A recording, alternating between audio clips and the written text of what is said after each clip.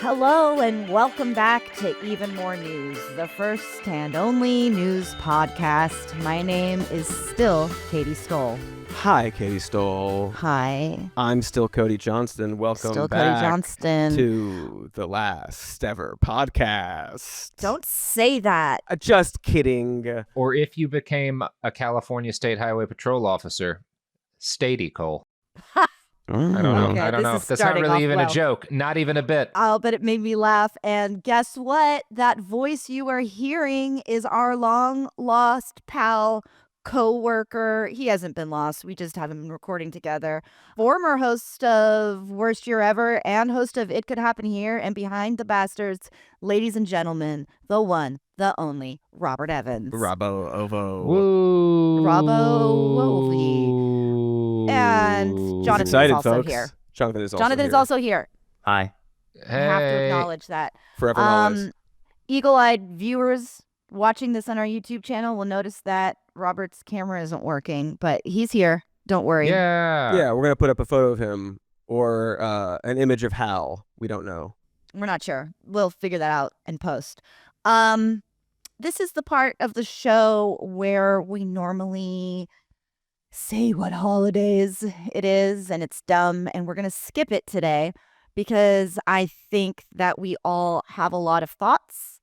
We've been processing the results of the election for 48 hours now, 36 hours, however many hours it's The been. election. Oh my God, I forgot to. Okay.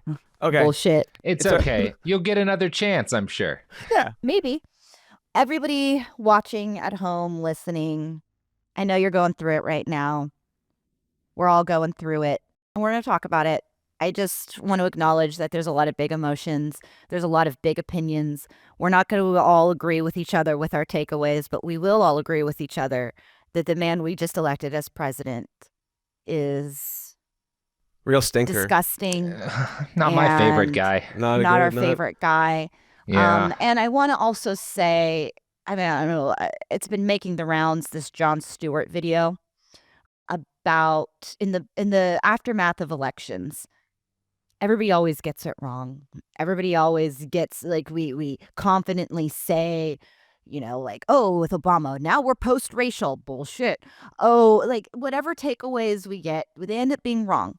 So let's create space for everybody's opinions and have respect for each other, and empathy, because all of your emotions are valid. And there's a million reasons that we can point to that we're going to get into today.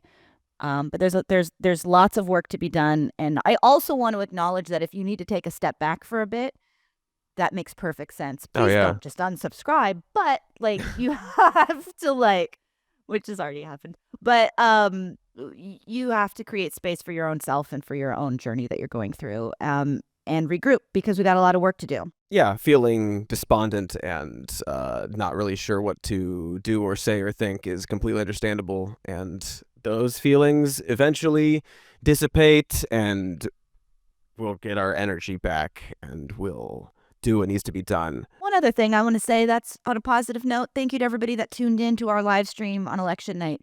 We have never done that before. We learned a lot about Yes, we did. what to do and not to do, but I think it's a real testament to our community how positive that experience was. And I was proud of all of us, and when I say all of us, I mean you guys, our viewers, for that lighthearted energy, which helped immensely on a very terrible night. So Yeah. thank you very much. Yes. Truly. Okay. Where do we start? What's in y'all? the news? There's actually so much in the news. Mm. It doesn't look like Congress has gone as bad as we'd feared. Like, Yeah, give me an update on that.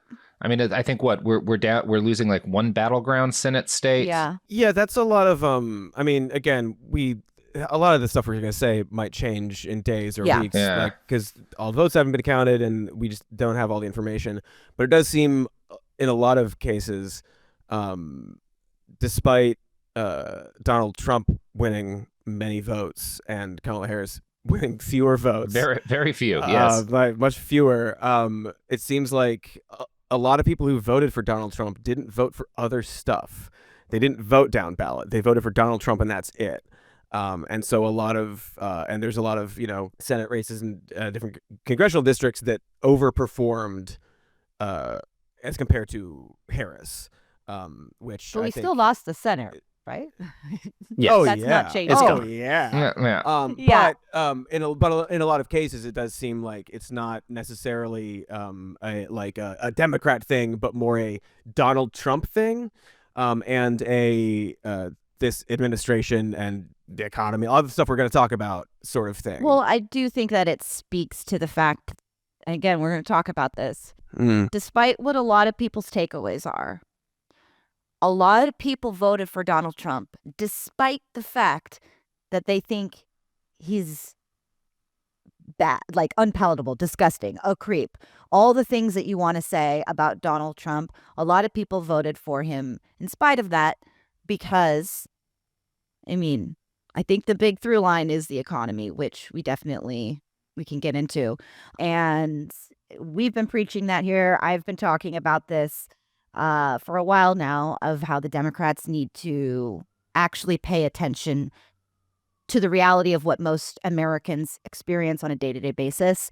We can't just tell them, but inflation is improving actually when that materially doesn't translate to a person's day-to-day life. Wages are up, all the things. I mean, here's part of the thing, because I think that I'm frustrated by how the discourse on this often goes, which is like, on one hand, everyone's wrong if they feel like the economy's bad. Look at these numbers. These numbers show that it's good, right? Mm-hmm. Or you can't ignore people's lived experiences. When I think like really the more salient point is, if you are trying to make a case that goes against what people currently believe, even if they believe what they currently believe largely because of, propaganda, disinformation, you have to make a better case. And you don't make that by saying, look at these numbers, right?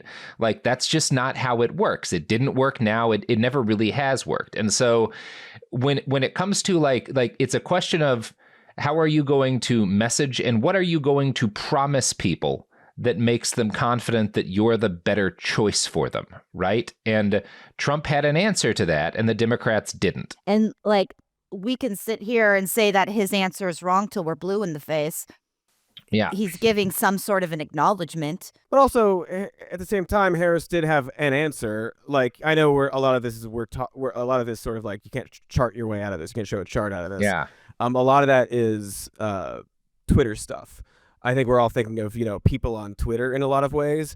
But like, Kamala Harris went out and said, like, we're going to stop price gouging. We're going to go after the prices in ways. It doesn't break through necessarily. Because they hadn't done it. I mean, in part because, like, you can say that, but, like, you guys were in for 4 years and prices went up, right? So why should I believe you, Well, and I think that's the main issue there is, some areas we'll get into more, too, is that Kamala Harris is the vice president. A ostensibly useless symbolic job that doesn't do these things.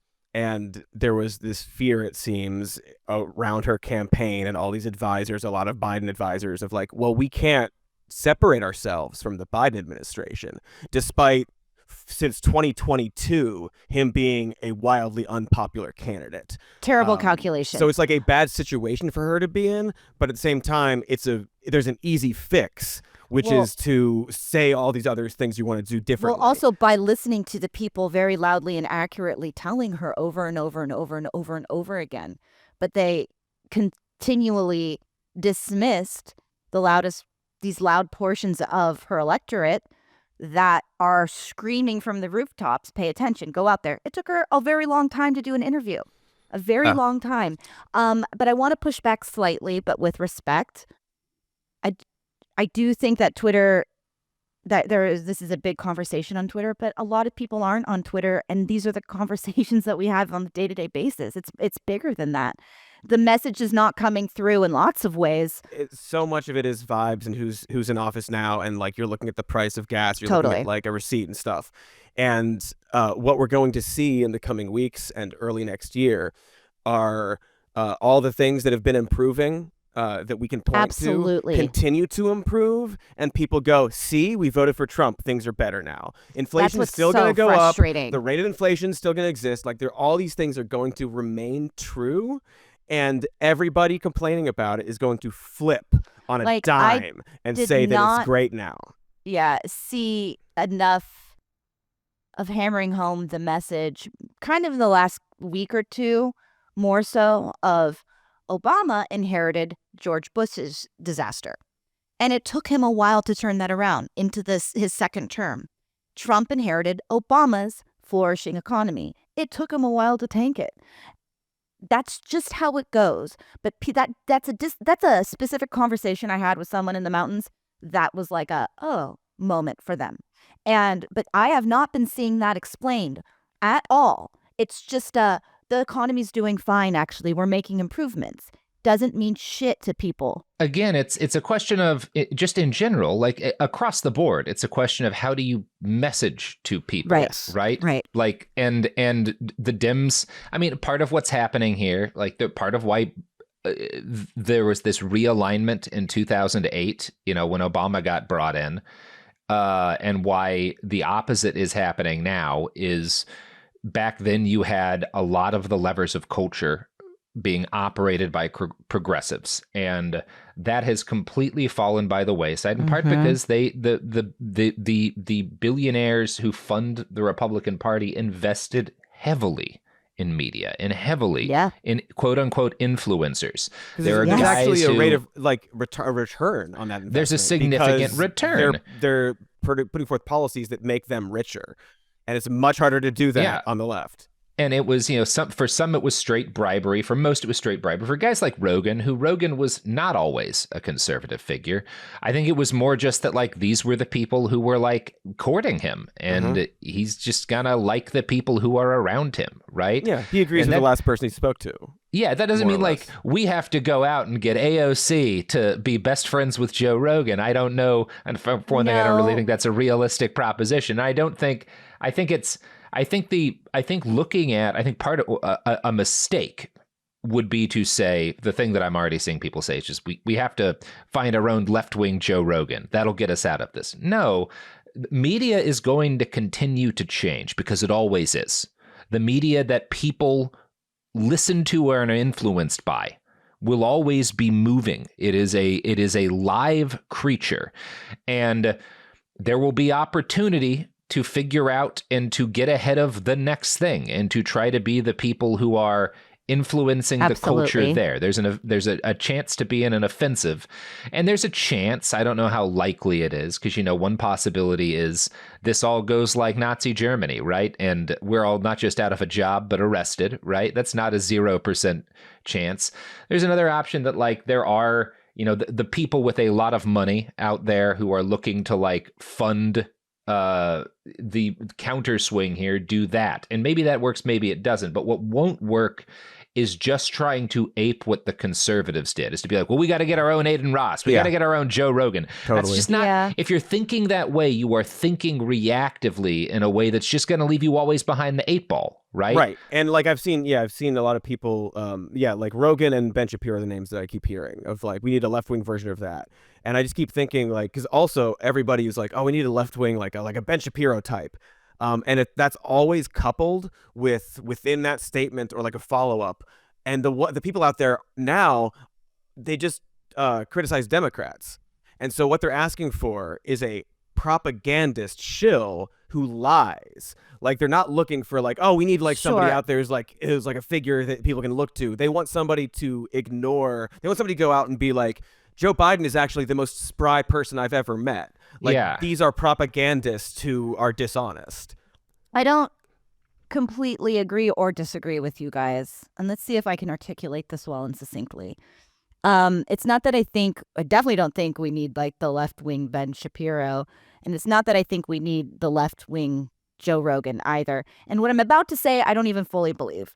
But it's like we've created there's this, or not necessarily we've created, but there has created a culture where, like, Joe Rogan styles himself as someone that'll talk to anybody. And really what happens is that these fringe people go on Joe Rogan and they don't get any pushback. And so then we just let a statement sit. I would love for there to exist somebody that's very popular, that does engage with conversations with people you disagree with. And you create a climate that they want to come into. and you do push back. You can keep a conversation, depends on the person though, in the realm, because we're just leaving this whole vacuum where someone might have the kernel of an idea. Like, I don't have a problem with discussing our food supply and agriculture. I have a problem with us discussing it through the lens of Robert F. Kennedy, like Jr. Right. However, the danger of that is, if you're really doing that, as soon as you start to push back on them, they're going to not want to come on the show. So I don't even know if it's possible, but in my heart, I'm like, I wish that we could actually facilitate something like that, because, you know, then we might actually be having conversations. Joe Rogan isn't creating meaningful conversations because he's not actually engaging with the truth. Sometimes he is, other times he's not.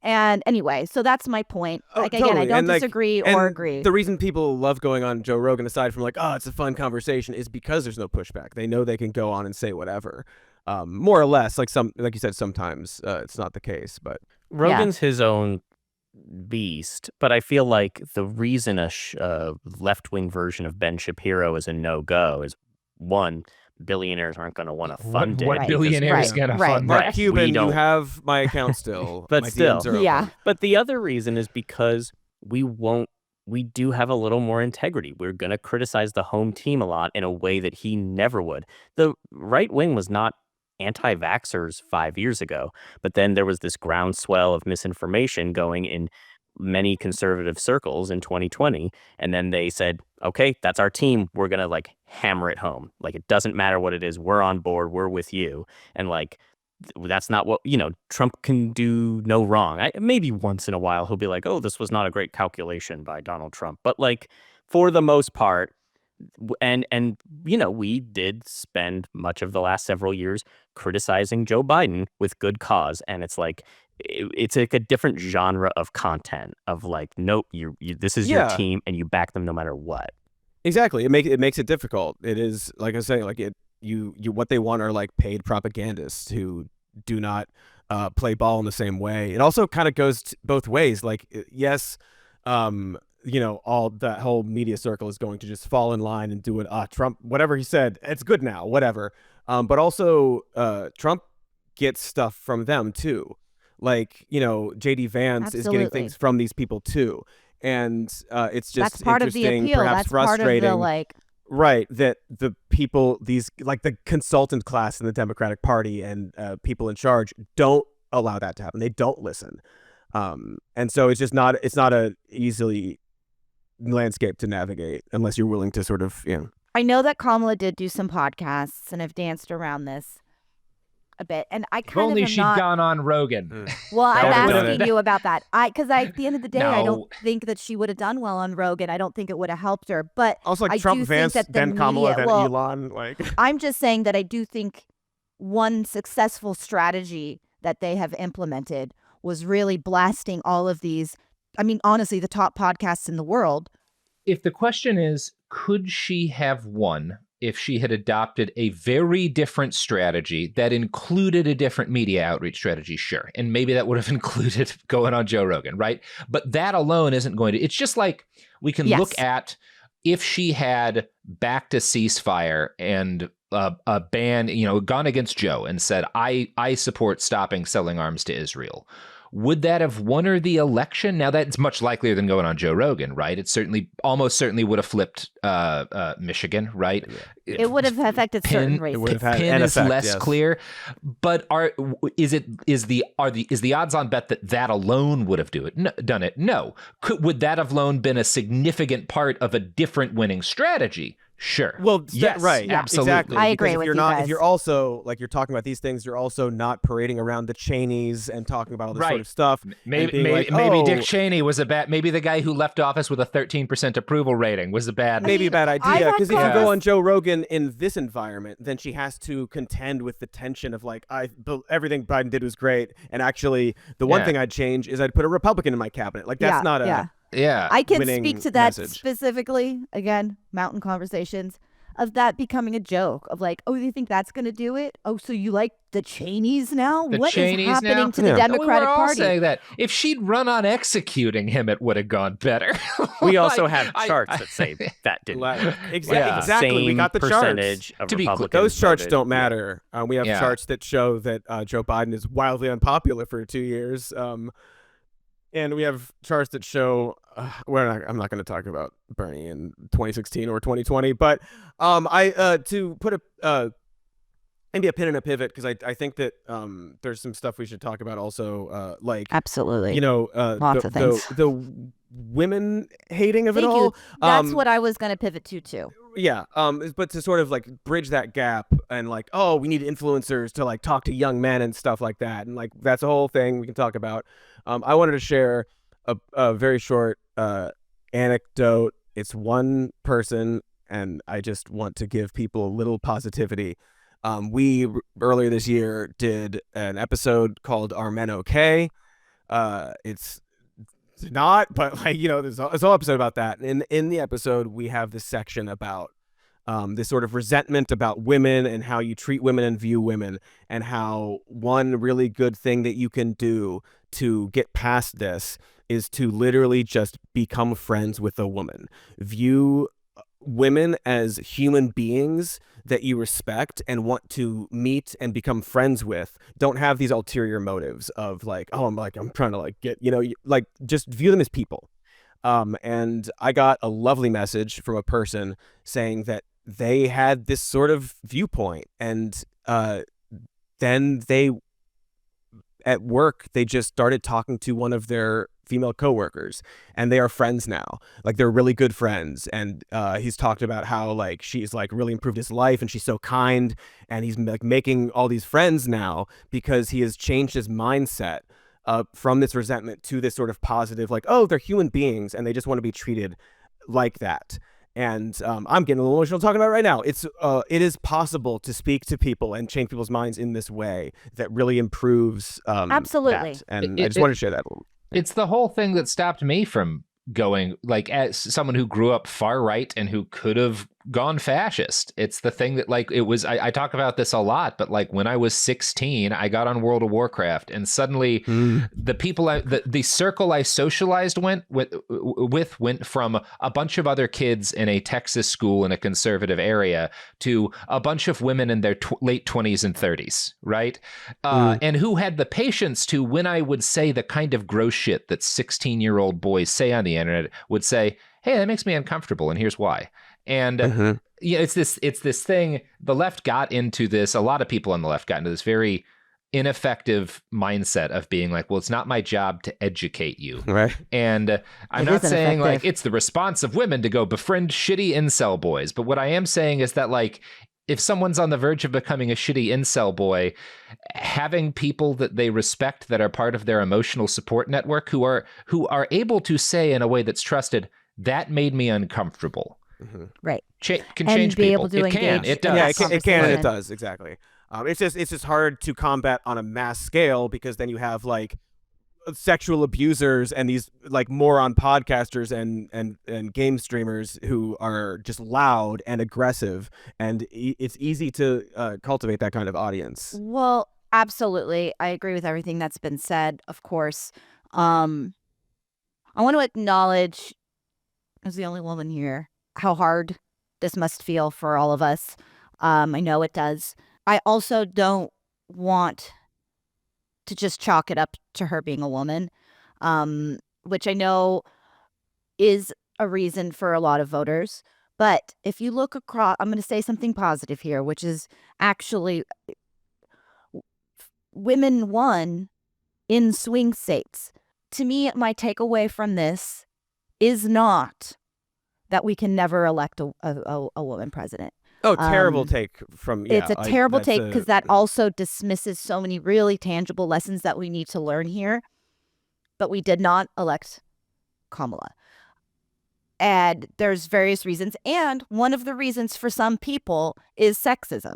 Some of the people just didn't think that she could tough it out, or whatever ridiculous, reductive argument you want to make about that. Some people hold that I in my heart do not believe that that is the main reason. It's just one of reasons. And I don't know if that's comforting in any way. I was sitting in a Pilates class yesterday with a room full of women, and half of them were crying. And I was really grateful to be able to share that experience with them, to create space for it, because this was profoundly disappointing. I do want to explore that a little bit, because I think that like you can't say all of them think this. You can't say all of them think this. You can't say this is the one reason, except for inflation. You can point to that pretty consistently, but I do want to just sort of acknowledge that, and I know we're gonna have some disagreements here. A lot of it, not all of it, and maybe not the majority of it, but like a lot of it is that, because it's not just that like these women won with an economic message and Kamala lost and this sort of thing. She was also running against Donald Trump. He is a rapist and a blatant vocal misogynist. You have J.D. Vance out there talking about childless cat ladies. You have all these other people surrounding him talking about how like maybe women shouldn't vote. The vitriol, the vile stuff I've seen just in the weeks leading up to this election, and all the stuff right after. We don't need to get into the details of like the specific figures or people saying it, but it is very popular, and there is this sense of just sort of mocking women and shoving their faces in the control that men want over them. Posts aren't everything, but to excuse all of the stuff that we have seen and all of that, I think is. I'm not excusing it. I don't think you're excusing it, but I'm saying in voters excusing it, I think that is an acceptance in a lot of ways of the misogyny that was absolutely being spewed from the right and Donald Trump and his running mate specifically. I think that is why so many people that voted for Donald Trump hate that kind of shit. But their economic reality or whatever outweighs some of this, because that's the noise, and a lot of that is insulated to online. And I'm not disagreeing with your point. And perhaps I'm arguing this because I have to hold on to that. I don't know. But you know, because I just don't think because we nobody ignore, liked that. Nobody that wasn't helpful. But they for excuse anything. it because But they want slightly lower gas, and I think that is a problem. And one other thing I'm going to add about this that slightly negates what I've already been saying is that I do think it's so frustrating because we can run any old white man. You know, if you train him. Like 2028's Bernie's year. Yeah, but you have to be overly, like the criticisms of a woman as president. She has to be strong but kind. She has to be attractive but not hot. She has to be. There's all sorts of things that are bullshit in order for it. So I'm going to circle back and just say that the bar, because we've never had a female president, is so ridiculous. But we have still had a female vice president, and we have still had a bunch of women win, and you know, yeah. So it's all of those things to me. If Kamala Harris talked like Donald Trump, it would have been a blowout, like more than it already is. Like she would have tanked like so bad. Like the standard is just not the same. I see. No, I'm saying she talked like Donald Trump. She should. She talked like Donald Trump. She would have won no states. Like the bar is in the toilet. Yeah. There's so many ifs. What I can say is like the clearest thing that Joe Biden could have done that would have guaranteed a win is if he had taken that new Supreme Court ruling, jailed the CEOs of every like grocery store, and then like had the military forcibly change food prices and gas prices, right? Yeah. Like that would have won it, you know? Yeah. I'm not saying that's good or something he should have done, but like that would have done it. Yeah. But that's the kind of thing, like, that's what a president would have to do to control prices. But there is this Trump thing. Like, Trump's the guy where people are like, he was business guy. He has a lever that controls prices, kind of. They want a CEO. Well, and they're just like, I'm not happy. He's the guy who's not in. Let's try it. And there's that. Yeah. And before we started, have we talked about this? Jonathan, I didn't mean to shoot this down. What we started is like around the world, you are seeing incumbents lose or struggle. because it's not isolated to here. These feelings, these economic pains that people are feeling, this is happening everywhere. And I, was pretty confident Donald Trump was going to win. And a lot of people were and didn't want to have that thought. It was really hard to figure out how to talk about this without trying to squelch hope. Gotta keep hope. I was gonna say, gotta keep hope. That was like I was running on fumes and hope the entire last few months. So there's that. But another thing that I feel very confident about is that 4 years from now, Democrats are going to win resoundingly. In between now and then, though, it really is important that Democrats change their fucking tune on a lot of things and their strategy, because a huge portion, I don't know if I want to be a Democrat. I don't want to be a Republican, but I don't know what I want to be. I will probably always vote Democrat because that's the option that I have. You can be an independent. I think that I'm going to change my registration to independent, Oh, yeah. Do that long ago. Yeah. Why don't you get into seasteading with me? Let's take to the ocean. We can build our own system of government there, based on the television show Sequest, starring Roy Scheider from Jaws. Boy, you're really painting a utopia, Robert. We can bring Roy Scheider back from the dead. And you know what? We could get the Jaws 3 we always deserved. We're going to succeed where Peter Thiel failed. We'll have a society in the ocean. We're going to do it. It's going to work this time. It's going to work this time. It's going to work this time. Do you think that Republicans feel confident that we did not steal the election in 2020 now that we didn't steal it in 2024 when we were actually physically in office and I've actually more seen capable, people claim the that opposite? this is more evidence, actually. Yeah. Because I knew that was the answer. Votes. So many votes in 2020 and so fewer now. Those people didn't exist. That's evidence they didn't exist. Not that any of the stuff we already talked about or the wildly unpopular. And we just were able to fix all those election integrity issues while Joe Biden was the president. And then they decided, not this time. We're not going to do it this time. Just won't do it this time. We just don't do it this time. That's what they would do. They would want to lose. It's I mean, all you have to do is look at Donald Trump's tweet on election day saying voter fraud in Pennsylvania. I called the cops and then actually it was a perfect election. Nothing went wrong. It's so transparent. Except for all the bombs at man. ballot boxes. God. That went wrong guy. in my opinion. I would love to bring up this idea of because this feels different than 2016 in that there was just this groundswell of we're going to fight. There's the Women's March. There was all this stuff. Obviously, it feels different now. It's only been a couple days, but we were talking about, before the show, we were talking about the sense of despondence that's fallen over all of us. Maybe that will, break at some point and we'll have the energy to get back into the fray. But what do you think the quote unquote resistance looks like this time around? What's the left do? I don't think the left does shit. Look, I'm sorry. Yeah. There's not a left. There's not a left in any capacity that matters for national organizing. There are individual local groups that can mean things for people in those areas, could mean a lot for people in those areas, can mean a lot for you, but in terms of infrastructure of resistance, it's non-existent, None of it was ever built. Money. The left was, the Democratic Party is what we've been talking about this whole time. The left is split between some organizations like the PSL that are basically cults, and influencers and their followers, which we to a degree fall into, right? And there's not parties, there's not a real capacity for organizing a large revolutionary party or whatever the fuck. That's a fantasy, right? It's not happening. It's also so factional and there's all this conflict that people the left as a whole can't agree which genocides are real, right? They're not coming to save you from Trump.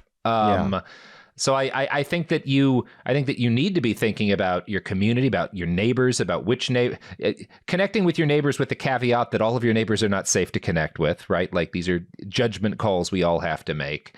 Learning skills, preparing as communities to deal with the things that we actually can using the kind of things that we care about as people who are on the left actually can defend people from, which is the kinds of problems that will happen with climate change. There are ways to mitigate that, ways to help people who are endangered in areas that are being hit by disasters out, people who are losing or worried about losing access to healthcare, people who are potentially going to be targeted by vigilante violence.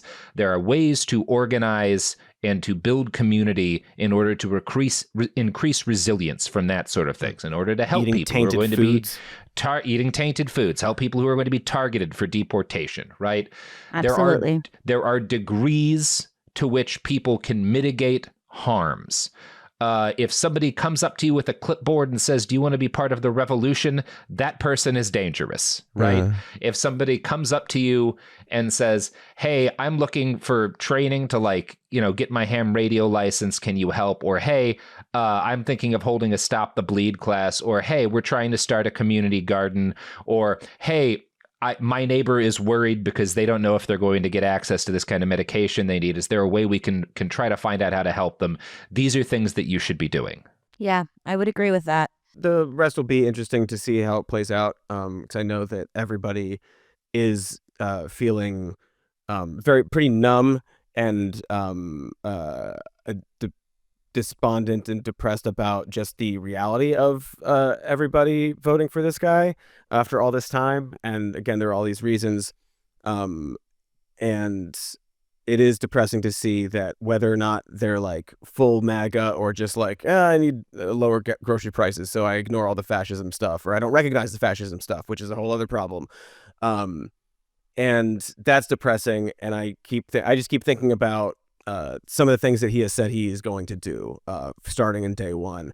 The mass deportations are going to be a huge psychic shock to every person in the country, whether you are looking forward to them or not. The violence we'll see, the separation of families, the surprise that many people will see of like, but not people I know. It's not the people I know, it's the people that you are. And I hope we don't also see, in addition to people voting for all of this, I hope we don't see the people who didn't vote for it kind of not care or do anything about it. Because in order to do this mass deportation plan, they're going to have to build camps and keep people in this place. They're either going to get rid of due process for these people, which is against the Constitution, or they're going to be backlogged with millions and millions and millions of people that they've rounded up, and they can't just send them out because we need to have due process. Or, in Trump's case, like, well, we don't need the Constitution or whatever. But those people will have to go to a place. They will have to be held in a place. And we will have these camps of people who've been rounded up. We're going to have people who see it happening and go, I want to help do that. I want to sign up for the round people up party. And we shouldn't let those people do it because they really want to do it. Yeah. He's, I guess saying starting with known criminals. But what exactly does that mean? What is our definition? What are the, parameters of that? Is it criminal just to be here illegally? Yes, is that's the thing. But like, I think, we can arrest criminals now. I think the something that most people that are concerned about this issue fail to recognize is how expensive it is, like billions of dollars annually to do this kind of deportation. Oh, hundreds of billions of dollars. Also, yes. Not to like, people got a little irritated with me when I talked a bit about this on Worst Year Ever once. And so not to lean into their own Republican talking points, but literally our migrant workers are such a backbone of our labor force and literally pay into our tax system without taking benefits. So in addition to the expense of these deportations, we're also looking at a big hit to our workforce. And anyway, yeah, and so the psychological all of trauma, that is absolutely. But you covered that adequately. So I know. adding I know. This other there are many it. reasons. Yeah, There's many reasons, but maybe keep that in your back pocket if you're talking to a conservative neighbor about this issue as it comes up. I know it's not the reason we care, but it's a reason they probably care. So many things who knows if they're gonna do them or be competent at doing them or even try to do them. They're all liars and freaks. But so many things are going to have that effect. The tariffs we've talked about before. The gutting of all of these departments in the government, all the Project 2025 stuff we've talked about, that they're now like, oh yeah, by the way, we really were going to do that. I want But to like talk to that'll you like guys people will about lose their that. jobs because of this. And people who don't Absolutely. even know, they're like, oh, I get funding from this. Oh, now that funding's gone. I don't have a job anymore. A lot of people are going to realize that as well, I think. So obviously Trump attempted to distance himself from 2025, Project 2025. And to be clear, I don't think he personally has a lot of allegiance to the Heritage Foundation set. I don't either. Like, He has Trump allegiance to himself. thinks winning. those says people what are he kind needs of to weird. say. Yeah. He says what he needs to say to stay in power. That's what, and I do think when it comes to, I'm not the adults in the room are going to stop him from doing all of these horrible things. I am a believer in like some of the shit he's saying about the economy that would destroy it. There are adults that he might listen to about that, in part because there are adults who can come to him representing enough money that it's a threat to him. And be Absolutely. like, if you do this, you are going to cost your primary backers $1 trillion, and they That won't is the stand thing for it, right? about this man. Maybe, which yeah. It's maybe, but Yeah. but that's what is equally so terrifying to us and appealing to others. They're like, he's not going to do that shit. He wants to be liked.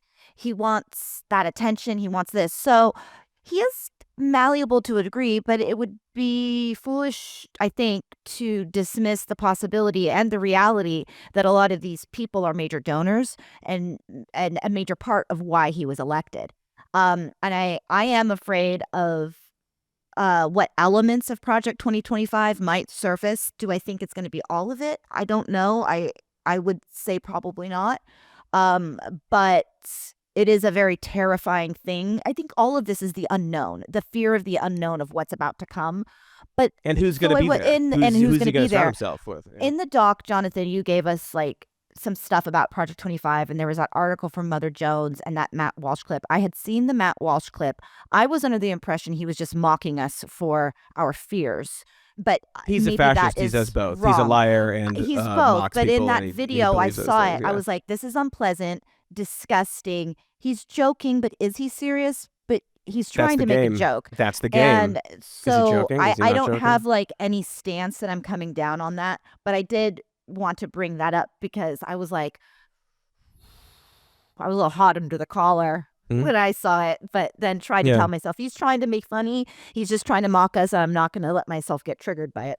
Well, like the saving grace of all of this is that it's Trump and several other people with huge egos, right? It's Trump and Elon Musk and RFK Jr. And I don't think anyone believes that those three guys are going to be running things for the next 4 years without any shakeups, right? Oh, yeah. That's not only those relationships are not going to last exactly long. Not only that, they're highly incompetent individuals. And we have to hope that the incompetence wins out before they can screw up too much stuff.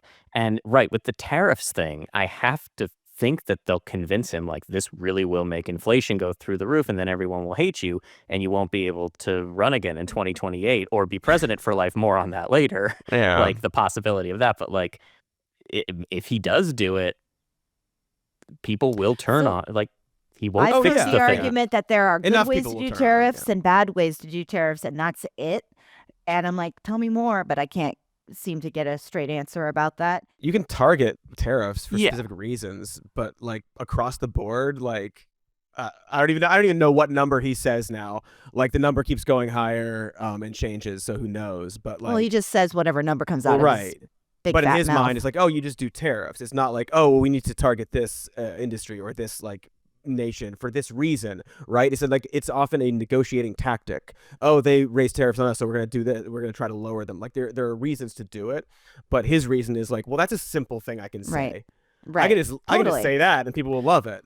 I don't want to sleep on the yeah. fact that no tax on tips was probably, it's not like the major thing, but that probably was a big one for some people. Maybe. Sorry, that I mean, just she occurred said to it me too. right They now. both were saying I know it, she so. did Yeah, it too, but he got more of the wind out of it. I just have heard it brought up. I don't think it's like the main thing, but when you were just talking about that, like, I think a lot of that's appealing to people. That's I mean, so much of the problem is like, oh yeah, the tax on tips. Well, she said it too. There is a huge, there is obviously a policy problem with Democrats and speaking to these economic issues in a way that are effective. Bernie can go on Joe Rogan and convince Joe Rogan instantly, like, oh yeah, I'll vote for you. He can go on Theo Vaughn and be like, yeah, these are the problems, these are what we got to do, and he'll be like, oh yeah, of course. Like it's so easy to do if you have conviction and the ability to speak to your convictions. Absolutely. And you really want to do it. And Bernie you really want to does. do it. Exactly. Yeah, because Bernie so we have believes this it. tension of like, well, okay, I'm stuck with the Biden administration. Even though they did a lot of things that I'm sure people would be pointing out, like, oh, he did this, this, this. Yes, he stood with unions, all the things. But the messaging is not very good. He's an old man, and she is not the best communicator. Also, because at the end of the day, the union workers, the main thing that they care about the union, but they also care about the economy. These are working class people. But like the union stuff helps them economically. Absolutely, so much but of it I'm is saying it's at the end of the cultural stuff for day, them. in this specific election where we're all befuddled how we can do so much for unions, but they're not endorsing us, is because at the end of the day, yes, that's important, but they also care very much. They are working class. They are feeling this too. You know, but I am like, but again, agreeing like with you It's save the their messaging pensions, and they're too. like, nah, Trump, so that is frustrating when you offer the things that are good that help, and they're still like, nah, not enough. And there's a clip from Joe Rogan when JD Vance was on, and he's such a lying old twerp. He was talking about the problem today with corporations is you socialize the costs, but you privatize the benefits. Where have I heard that before? Who talks about that? Who's talked about that? It is such a blatant sniping and grabbing of a very clear phrase and economically leftist perspective, and the problems that some people have talked about that they're not going to do. He doesn't care about that. Donald Trump's not going to let him stop corporations make a lot of money and get away with this kind of stuff. And it's just very frustrating to see the messaging be implemented on the right so cynically, and you have this sort of like scared, like timid, like Democratic Party, like, well, we can't do too much, we've got to tie it to this, and we don't want to like go after, it's just very frustrating to see it. But Yeah, if it would be effective, I don't know. I think, and I've said this before, I mean, there needs to be a real reckoning, but the Democrats, we run on, women's reproductive rights, on, criminal justice reform, all sorts of stuff, but we're not really engaging with tangible things in people's day-to-day life. Those are important things, very important things. But it has been the same thing that we've been running on for a long time without introducing anything new or tangibly relevant to people's lives. And I've used the example of the insurance crisis that literally nobody is talking about, the looming insurance crisis. Robert, insurance prices are going up everywhere. People are not losing their insurance. And this is a real reckoning that we're going to have sooner than later. It's going to start affect our real estate market. It's good. People are going to be losing everything and truly, I'm begging the Democratic Party to start engaging with things like that. Talk about food safety from a different perspective than RFK. Bring back Medicare for all. We all agree. I talk to my conservative friends all the time where they say the system is fucked, and acknowledge that Obama did try. So we are well, at that's that the other point. thing. Like, you have Michelle Obama out there, like, oh, get out healthy food, and now she's like food Hitler. Sorry, go ahead. But she's saying get out food, but we're talking about the food supply and different things, without engaging with the rhetoric that's off the charts, wild, not important. There are actual things we can engage with, but we don't even listen. We do not listen, take the temperature of what people are saying that are vitally important to their health, their happiness, and their future. People dying at home because they can't get health care. Nursing homes. There's so much. We haven't even scratched the surface. Like, again, it's the communication and even taking credit for it, right? Like, during the last week or so, Obama's out there talking about how, like, you got this check from Trump, but like, Joe gave you this check and I gave you this check and stuff, and you only care about the Trump one because he signed his name. Yeah, Sign your name next time. Sign your name next time, and give him that last, like, what was it, $1,400 yeah, that you fucking give promised. That last bit that you said, yeah. Yeah. The one thing I was gonna say, and I'm not. I've been listening to a lot of good and bad takes the last couple days, but one that I've heard brought up that I don't think is wrong, isn't completely right, but isn't wrong. I mean, I've given a lot of money to the Democrats to save reproductive rights, and we're at a space where I think I have to accept for the time being that state by state we're going, and some people are going to get absolutely fucked, and then we're going to have to create, support networks for people, continue to help women get across state lines and stand up and fight these fights. But it's almost like sexist to assume that everybody's only going to vote for that when we've already done that many times over. It's lazy. That's one example of it. It can't just be that. Like, obviously, that's not something that they should abandon in any way, shape, form. But you got to give me something more. Yeah. What else you guys got? What do you want to vent about, talk about, thoughts that have been rattling around in our brains? All right, if you had to ballpark it, maybe not a percentage, but like, what are the chances that there's a 2028 election and Donald Trump is not on the ballot? There will definitely be a 2028 election. The question is, like, will it be a free and a fair election? I kind of don't think, like, he got what he wanted, which is he ends on a win. He's going to be very old. And I don't think, the court cases are gone. I don't think he loves the job.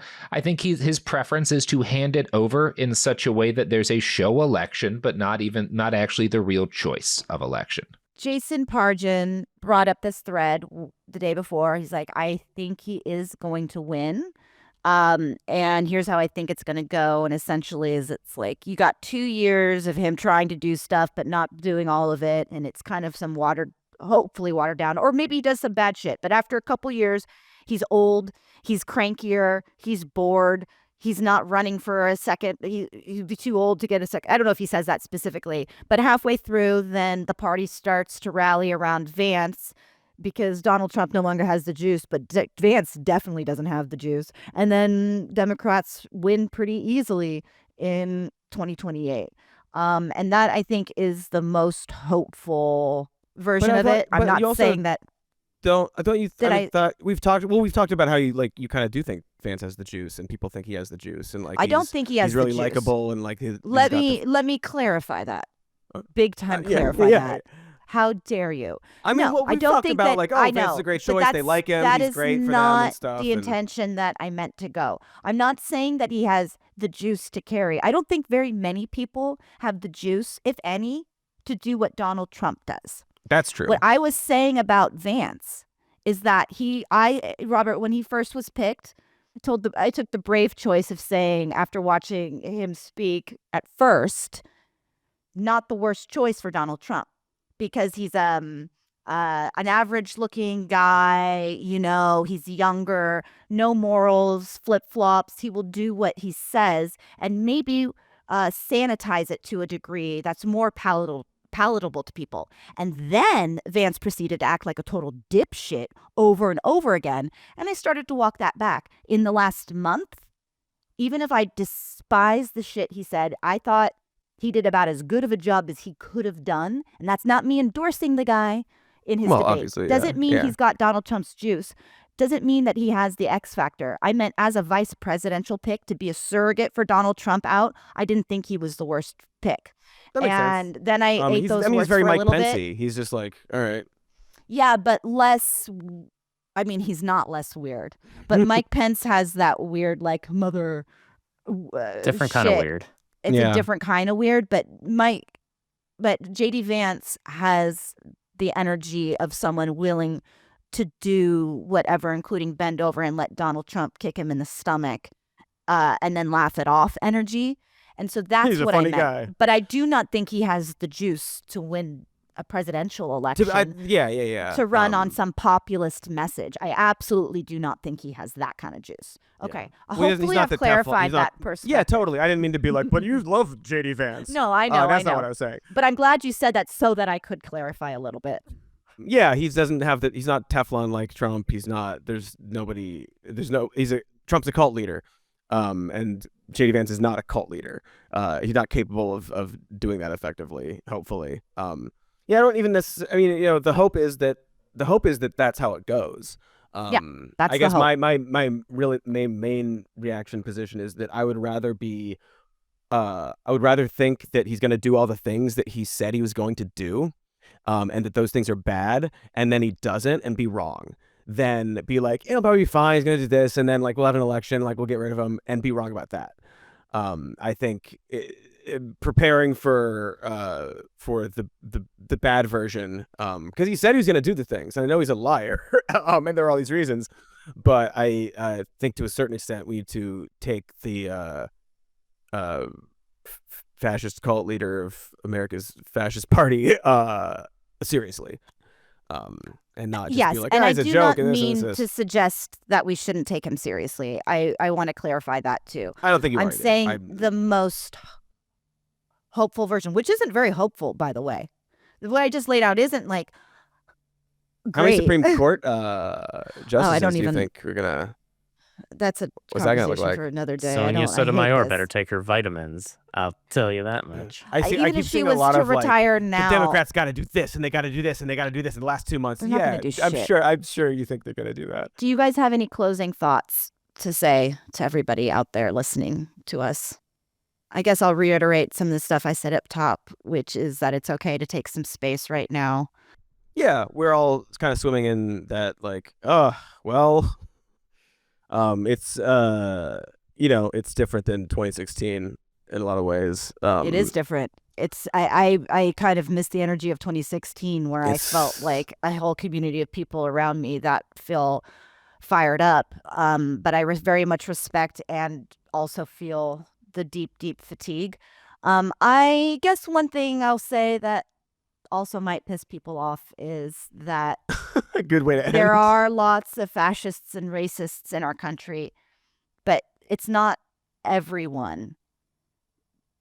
I don't want people to lose hope in humanity is I guess my point. Yeah, there's chance, like, again, people. Oh, I have one more thing. The inflation thing. I just want to say, like, I do want to acknowledge that there are varying categories of people, and many are like, yeah, we like this, and many are like, I don't like absolutely. it, but like I'll vote for it, and then you're like, well, I don't recognize the bad stuff. I think all three of those categories are not good. And there may better ways to reach people maybe, but like it is I don't think that we should shy away from continuing to point out, like, well, maybe you're not a garbage Nazi, but you voted for the garbage Nazi party. That's what happened. And that means a lot of different things, but like that is what happened. And at a certain point, I mean, hopefully a lot of people sort of realize, like, oh, this is not what I thought I was voting for, and sort of come to terms with that. But when the camps get made, if they do the thing that they say they're gonna do, when that stuff happens, you kind of got to own it at a certain point. That's what, not just like who you voted for, like what you voted for. Obviously, talk about all the time that I've got a variety of people in my life that I talk to. I have planted seeds where they feel comfortable discussing issues with me, and I don't shy away from saying my truth or pushing back. But and when it gets, and there's a wide spectrum of those types of people.